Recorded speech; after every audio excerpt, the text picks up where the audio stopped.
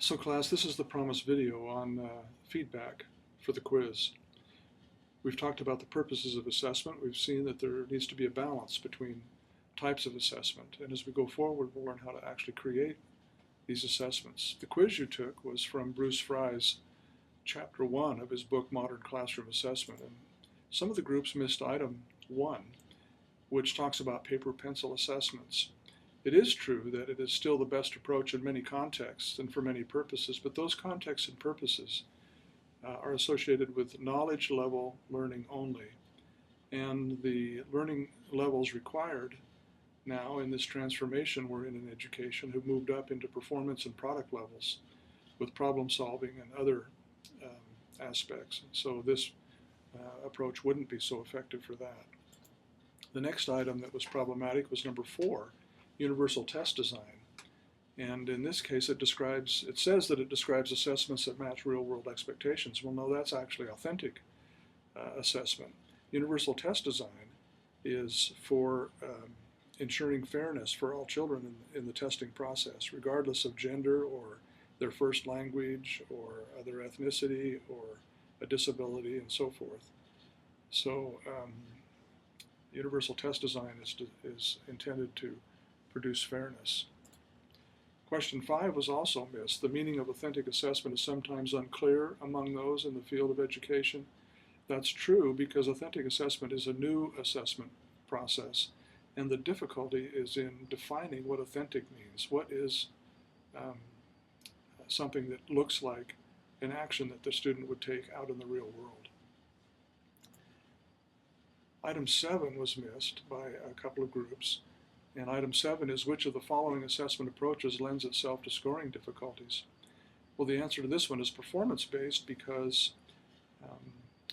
the definition of the performance, the creation of a rubric, and the subjective nature of the assessment create scoring difficulties. And so we work hard with rubrics and proficiency scales to help overcome this difficulty. And performance assessment is a very effective way to assess, and we need to overcome the difficulties in order to have it speak to us the data that we need. Question 11 was missed, and it says, which of the following assessment approaches is typically used when there is a concern that irrelevant student characteristics might affect performance? Well, this is universal test design again. We're talking about the effect of gender, ethnicity, first language, disability, etc. on a test, and this is called validity. In a couple of weeks we'll study validity and how to ensure it as we design assessments. Question 13 was missed by a couple of teams. It says, which of the following assessment approaches has led to new scoring options? And performance-based assessment is the answer because the scoring options, the subjective nature of the scoring requires rubrics and proficiencies and standards-based assessments. Setting standards for the performance. We'll be learning how to create performance-based assessments here in about 3 weeks or so. Question 14 was missed by the most number of groups, PLC teams. It's which of the following assessment approaches particularly ensures that testing measures what it is supposed to? Well, then again, we're talking about validity, and universal test design is how we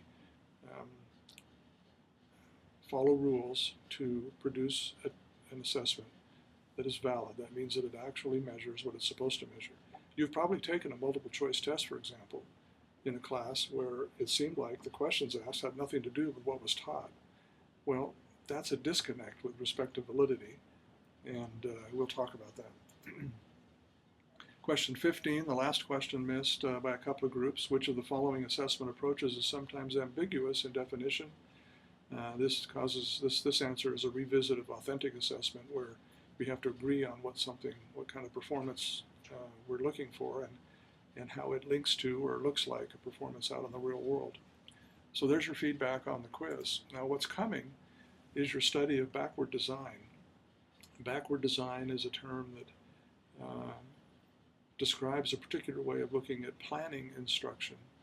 And so you'll be looking for a surprising fact about planning instruction, interested in what you think that fact is and what the most common misunderstanding is about teaching. Backward design answers both of those dilemmas. So we'll be identifying the stages of backward design and having some experiences with it to help us understand where assessment fits, what kinds of assessment evidence will work, and then how we plan instruction around that evidence to be effective. So there's your feedback and a little summary of what's coming, and I hope you have a great weekend, and we'll see you Monday in your PLCs. Thank you.